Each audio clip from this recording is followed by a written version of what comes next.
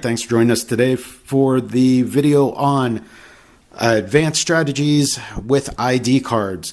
What we're going to go over today are a couple core team builds and how you can use ID cards to cover a lot of distance on the map. In your competitive play, there's quite a few different builds in the current Silver Age. We're going to focus on Silver Age since we're dealing with ID cards.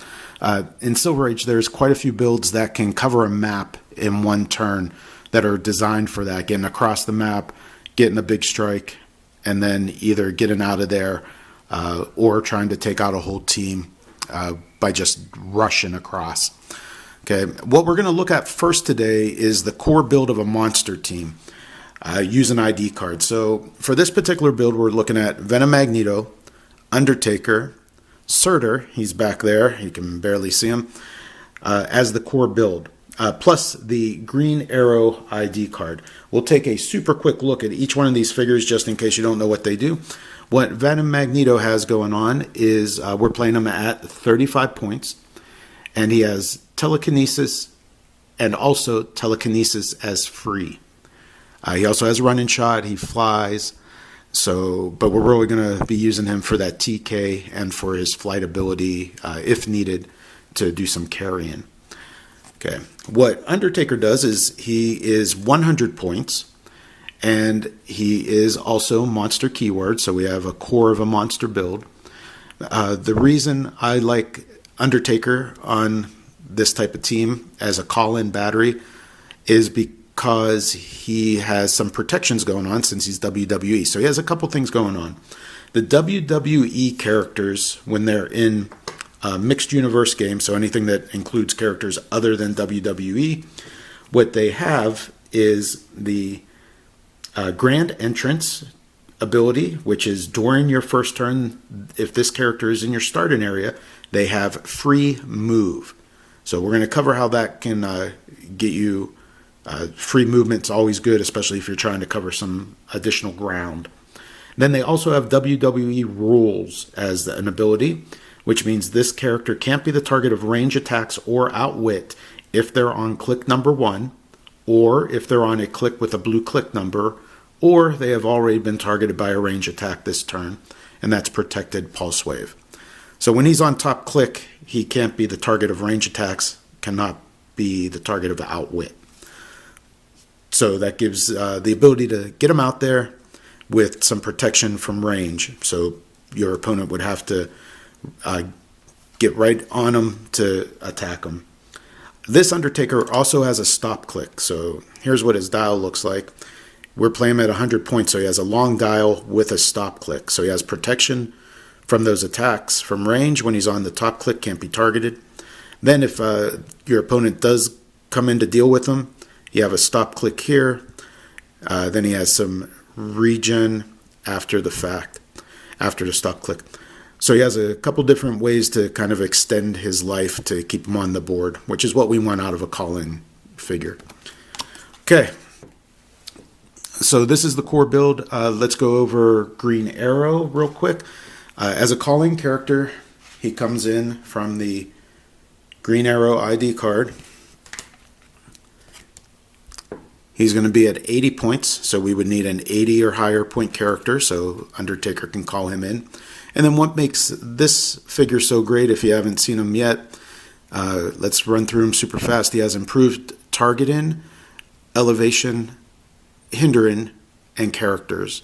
So everything except for blocking, he'll be able to choose who you want to shoot. So you can identify whatever one you can KO and get it, or go after the biggest threat, depending on what's going on the map.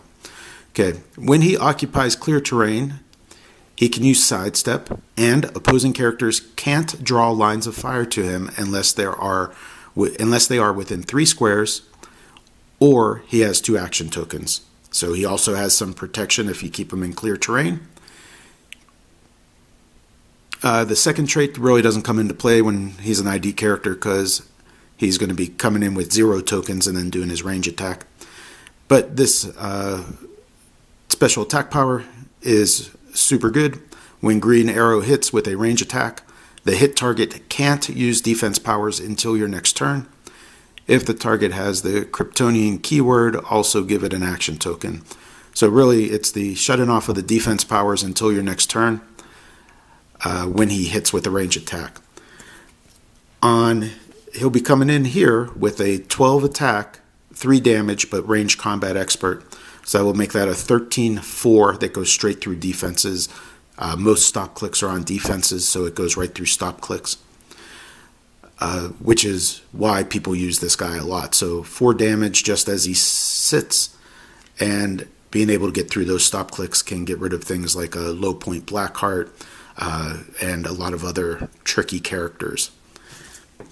Okay, and then Surtur is also a monster, and I like him on this team as a Colossal Retaliator. He does have a legacy card, but I would be playing him at his original card from the Mighty Thor set, because what it has is, for his Colossal Retaliation, it has free. If no other Colossal Retal power has been activated this turn, choose an opposing character that attacks Surtur or damaged a friendly character since your last turn. Place Surtur such that he can make a close attack target in the chosen character, then do so. After resolutions, deal 1 penetrating damage to each opposing character within 2 squares. The word in here is what gets you a little bit more flexibility, because this wording is, if no other Colossal Retaliation power has been activated this turn, then you can take the free. On other Colossal Retals, it looks for placement. If no friendly character has been placed this turn, which will limit how far you can reach and be able to do some retal, which I'll walk you through. But if you were to TK somebody out so that they could then get a farther reach, then you wouldn't be able to activate the retal if it's one that is looking for placement, since TK is placement. For this, you're good. You can carry, you can TK, both of which are placements, and then you can also do your free as long as you haven't activated another Colossal Retal. All right, for this particular example, our opponent we're going to look at is Scarab. He's across the map here. Reason I chose this one as the example is because that's a figure that can sit in the very back row of a starting area and target through objects or unheld objects or equipped objects. So he can be attacking you from all the way across the map. And there's different strategies with him. When he does that, he can only deal 1 damage, but there's things you can do to give him things like mind control, so that he can mind control you from across the map and make you hit yourself for higher than 1 damage. And then there's a couple other ideas that you can use with him. All right, I'm going to set it up, and then let's walk through it. All right, let's take a look at this example. So again, this is a core build of a monster team. We're going to be using that ID card. So again, I forgot to mention before, Surtur is also coming in at 35 points, or 25 points. Venom Magneto is coming in at 35. Undertaker's coming in at 100. And then you have a 5-point ID card on the sideline. So that totals up to 165. So you have just under half of your build left to build out around this type of team. Okay, but this will get you a good idea about how far you can cover. Okay, in this particular example, we have our figures back there. Let's say that we won map. So even if we could get across the map in 1 turn, your opponent's still going to have first turn immunity. So that gives us 1 turn where we can kind of do a little bit of setup. Across the map all the way over here is going to be Scarab. Seeing that across from you, you know that they can just stay where they're at and do damage to you. So that makes it so you want to get across that map fast and deal with whatever's going on. Okay, on this type of build, so first turn, Magneto, again, he has that TK, and TK is free.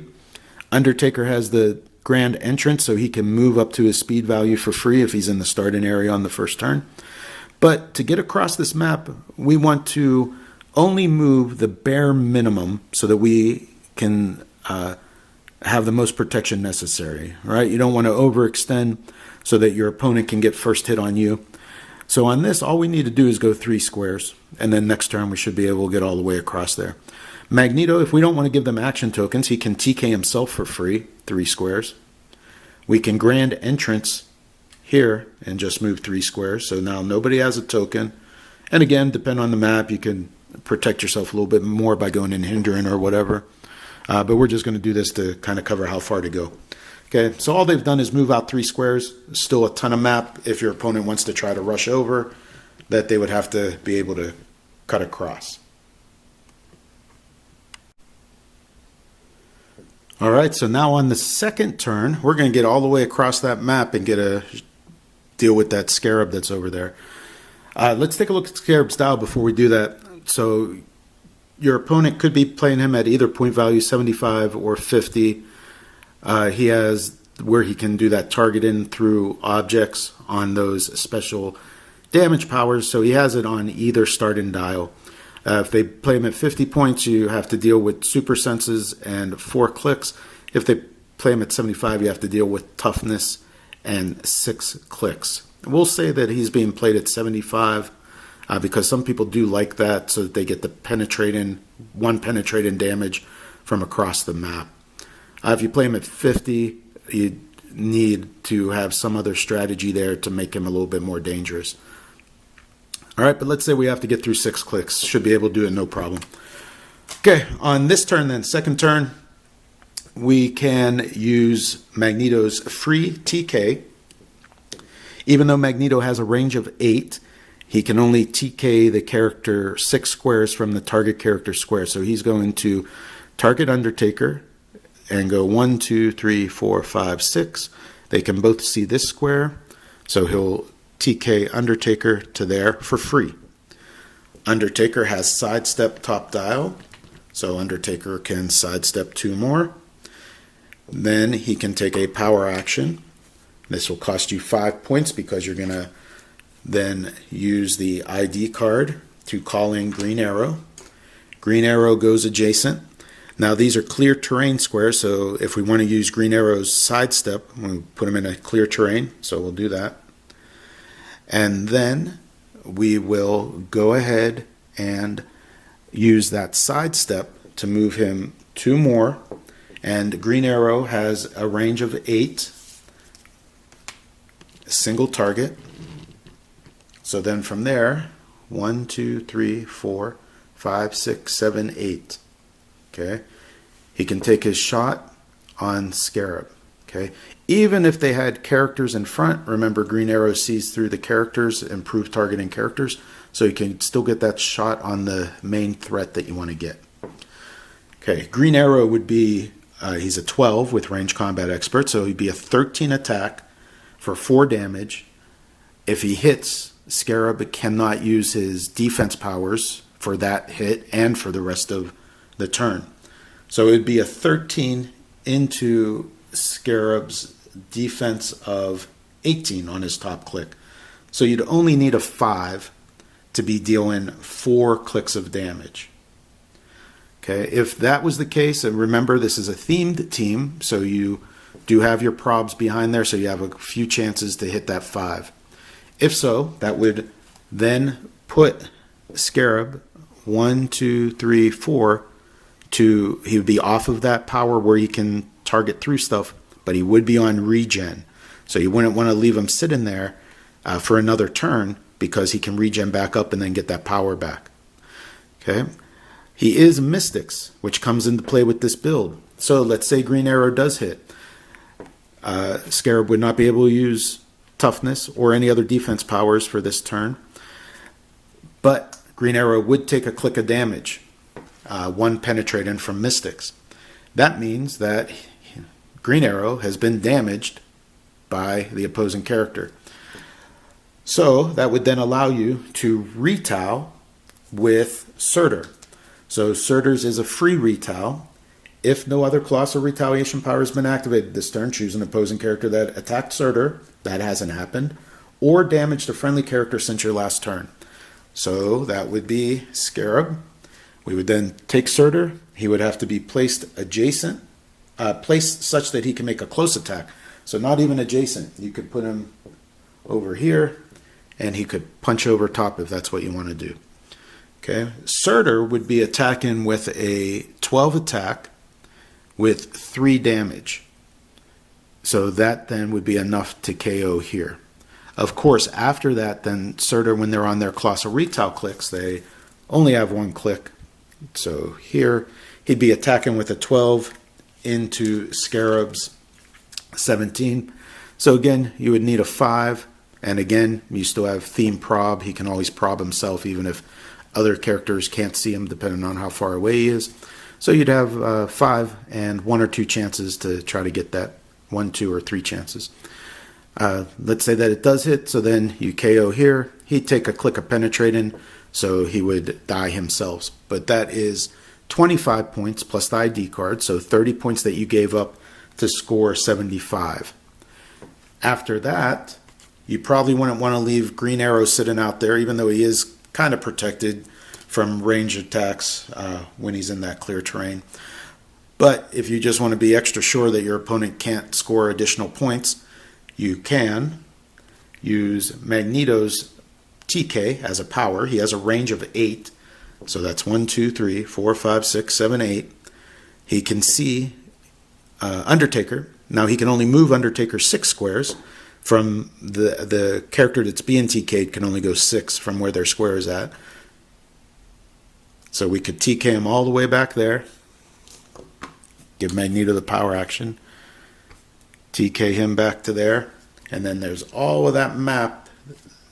Green Arrow would then poof. And Surtur would be off the map. The rest of your team, the rest of your opponent's team then would have to try to catch you to score those points. And remember, Undertaker has stop clicks in there. And you're up 75 to 30. So even if they were to close in and get Venom Magneto, who's 35 points, your team would still be ahead on points. So that's one strategy to use on a core build of a monster team, how to cross the map the whole way, how to use your Colossal Retiles against Mystics, which is something that most advanced players know, but it sometimes gets overlooked when you're doing your team builds or when you are in the middle of a match and you forget that Mystics can trigger Colossal Retile. All right, we'll take a look at one more team build. All right, let's look at one more team build. We'll do this one a little bit quicker, but same core here. We have Venom Magneto that we went over. We're going to add Legacy card Thanos to that mix. So these guys, they share the ruler keyword, so that gives you a core build for that keyword. Legacy Thanos does come in at 175, and again, Magneto will be playing him at 35, so that's 210 points. Plus, you'll put on a couple ID cards. You'll have a little bit under 100 left to build with. Legacy Thanos, real quick, is super good, so if you haven't seen him yet, he's extremely competitive. What he has going on is all kinds of ways to preserve and heal, and you roll a d6 and you get to choose certain powers. Just taking a look at his dial, there's all of these clicks. He has reducers. He is part of his legacy card here is going to give him the the power cosmic or cosmic energy team ability. So he's going to be protected outwit on these things, and a lot of clicks to get through. Super high attack values. But we're going to be doing this build 175. He can call in everything that you could possibly want to call in. So some extremely hard hitters. And what he has going on here, when he, at the beginning of your turn, you roll a d6. And then he can choose half of that result of these powers. So from the various gems. So what's cool about him is he has a space gem, which is phase and teleport. And phase and teleport is free, but only to move 6 squares. And that means that when he calls in, he can take a power action, call somebody in. He can phase himself away, and then that ID character gets off the map. So you're only giving up that 5 points for whatever that ID character is going to do. Okay, so he's always going to be able to pick at least one of these. What he also has is Mind Gem, which is improved targeting, elevation hindering, blocking, and characters, and adjacency. And then Mind Control is free. And he also has where you can get Barrier, Smoke Cloud, He can use them both as free to do one marker. He has Soul Gem, which gives him Steel Energy with closer range attacks, and Regen is free. And he has Time for Prob and Super Senses, Power for Close Combat Expert, Range Combat Expert. So making that very hard to deal with. If somebody does hit him, they probably aren't going to be able to get through all these clicks. He rolls just a 1, he can choose Regen is free. Or if he rolls 3 or 4, then he can choose 2 powers, which he can do the free phase-in to get away, and then Regen is free. So he's real tough to KO. All right, so this type of core build here, we're going to just take a look at how it operates. So again, we got 175 call-in battery. We got Magneto at 35 with the TK, free TK. So on this type of core build, we could say that Thanos, we'll just say that they're already set up in this position.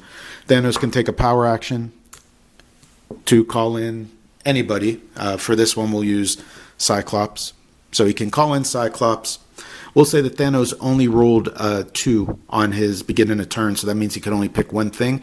If we're going to use him for call-in, I would pick the phase-in so he can get away. But really with Magneto, you could, if the opponent was close, you could choose the mind control because Venom Magneto is going to be able to get Thanos out of there anyhow.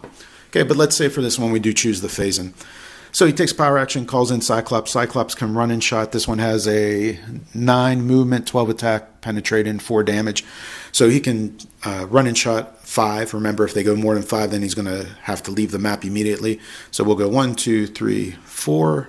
That should still keep him within 5 squares of the call-in. 1, 2, 3, 4, 5. Then he could shoot 4 squares. So he doesn't have a super far reach, but he could shoot 4 away to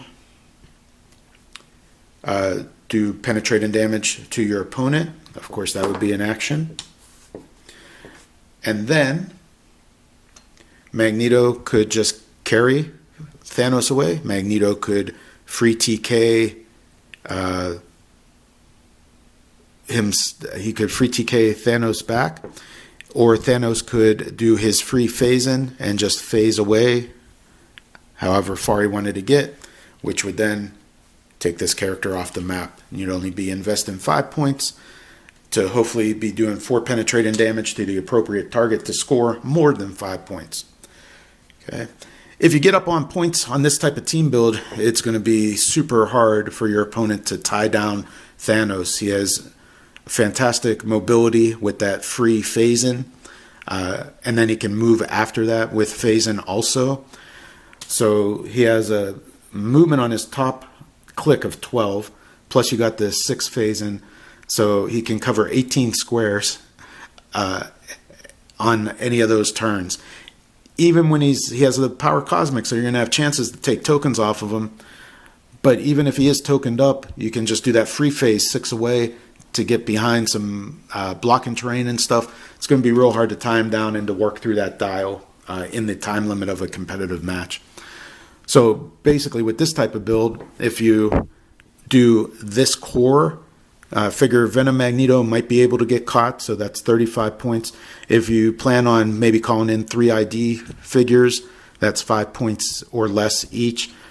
So that's 50 points. So your goal would be to get ahead by more than 50 points, and then Thanos just is impossible to deal with.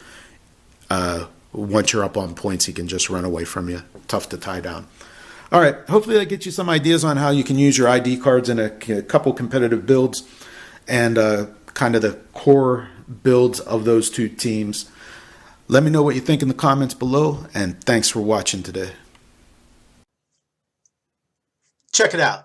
If you dig what we do, go ahead and like and subscribe. Thanks for watching.